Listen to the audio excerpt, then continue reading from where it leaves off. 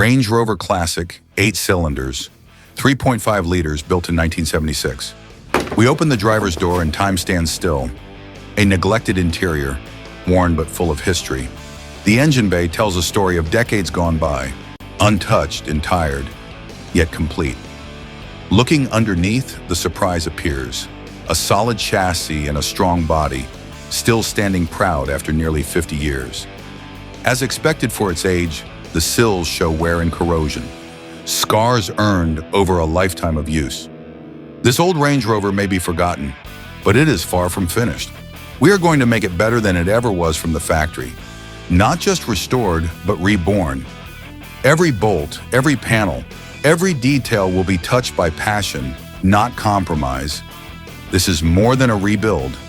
It is a promise to the machine and to ourselves.